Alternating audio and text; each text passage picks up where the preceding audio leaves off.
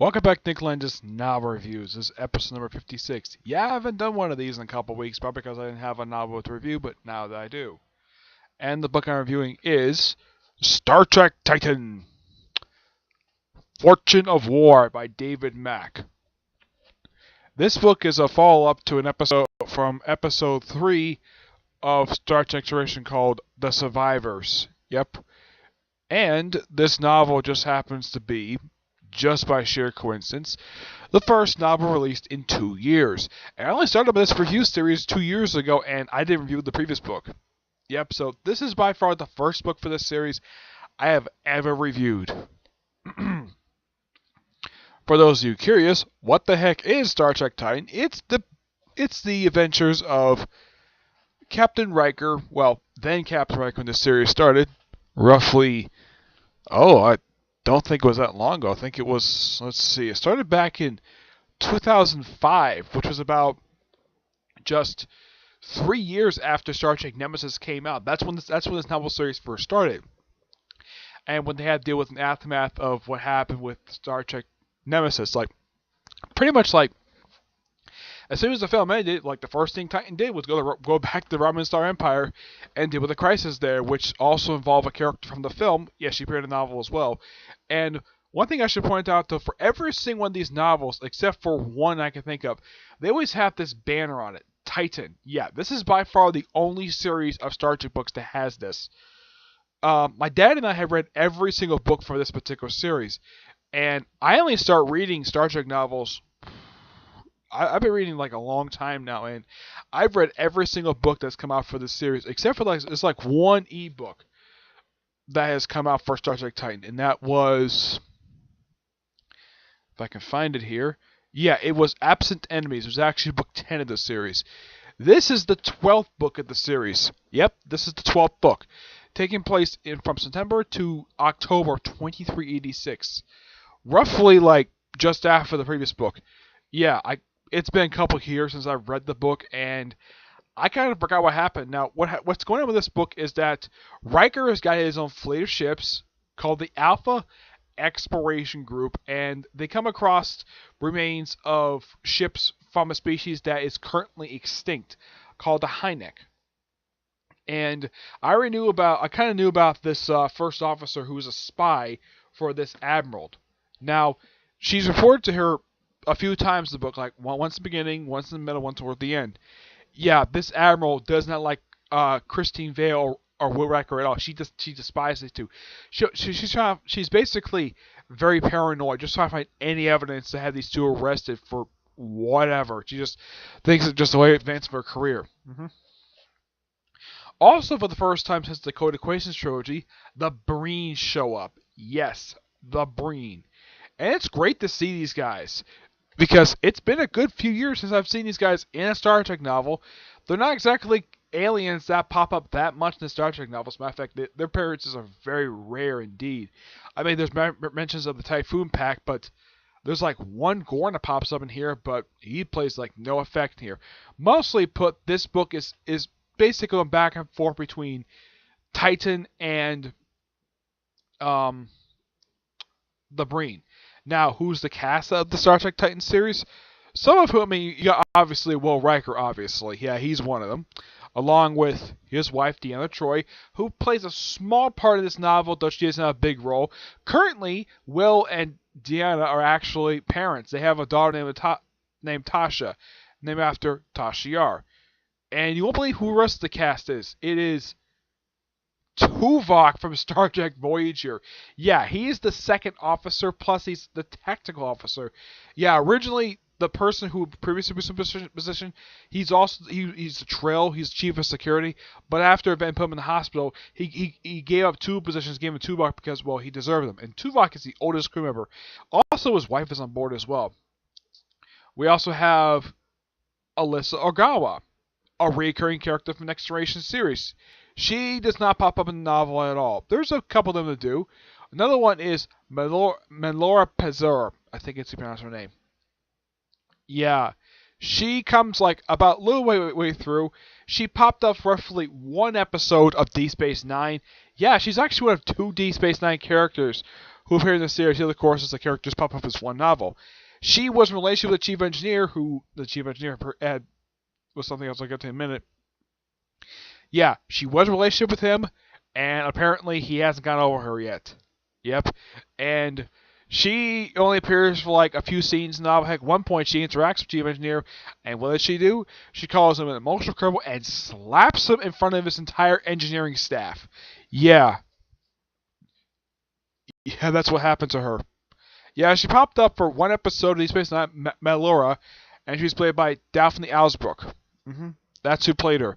Yeah, she's basically a person who comes from a planet where it has no gravity at all, and she has to walk on crutches most of the time. Yep. There's also a few other original characters. There is the okay, here he is.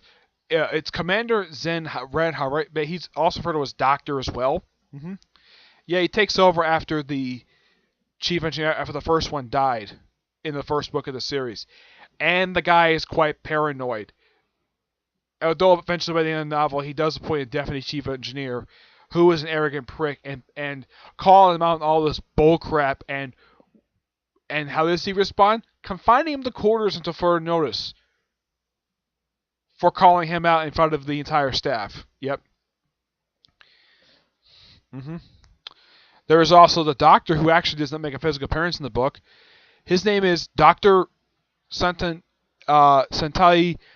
basically Dr. Ree, who later became the godfather of Riker and Troy's daughter.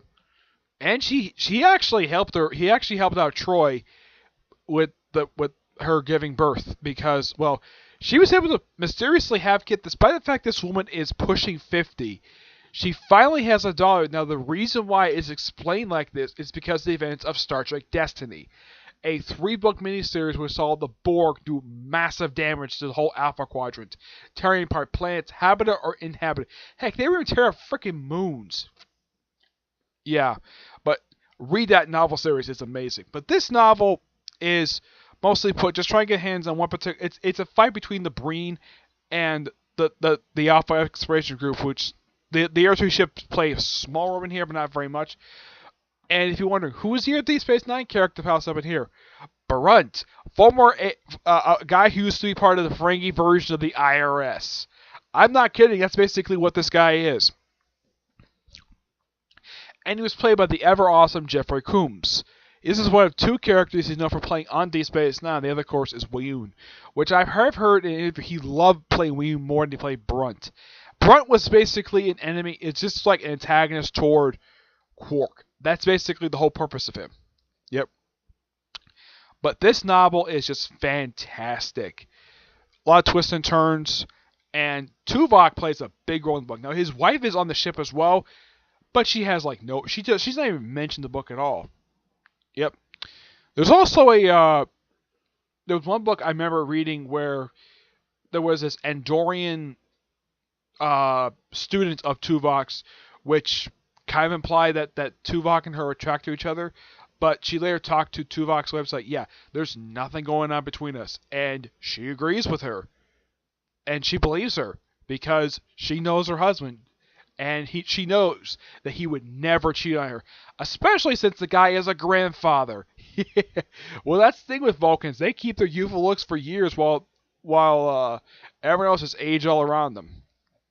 Yeah, and he's been married to this woman for over 100 years. So she knows her husband very well. Yep. So I definitely do recommend this novel. Not only people fans of Next Generation, but also of Deep Space Nine, to see Brunt in here. He plays a small role in here, and guess what he is now? He is a bounty hunter, which I'm like, okay, that makes sense. The Ferengi love money, so why not a bounty hunter if he can't be an agent of the Ferengi version of the IRS? Yeah, actually, it could be the SCE. Could be them too. But I think of them as the Ferengi IRS because he constantly harasses Quark a lot. There was one point he was appointed acting Nagus of the Ferengi Alliance in one episode of the series when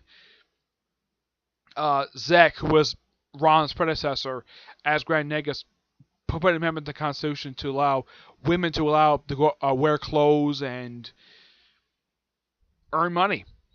Yep, and it caused so much chaos on Frankenar. Yeah, yeah, I do remember that as well. But this book, it's just purely fantastic. Of course, the end of the book does set up something in the future to take down this very paranoid admiral. Yep. So I give this book a 9.5 out of 10. It's just really damn good. It's like a lot of the familiar characters, a lot of the big characters get. It seems like the only characters who get a chance to shine this book is Riker, Tuvok. The Riker plays a little more reduced, but he does play a big part in here. So it's just because he's familiar with the people. So it's Riker, Vale, her first officer, Sari, I think her name is, Tuvok, the chief engineer, get a chance to do something, and Malora. Yep, these are the only characters who get a chance to do something, but yeah, 9.5 out of 10. I do recommend it. Alright, that's it for this episode. Stay tuned for whenever I get a chance to do episode 57, which next episode will be a Star Wars book. And it'll be a book tied into Star Wars The Last Jedi. Yep. Excuse me. So until you see my next episode. Oh, by the way, my next video definitely will be my next review of Toriko. Because as of right now, I'm only just a few episodes away from doing that review. Alright? So until you see my next video. Bye.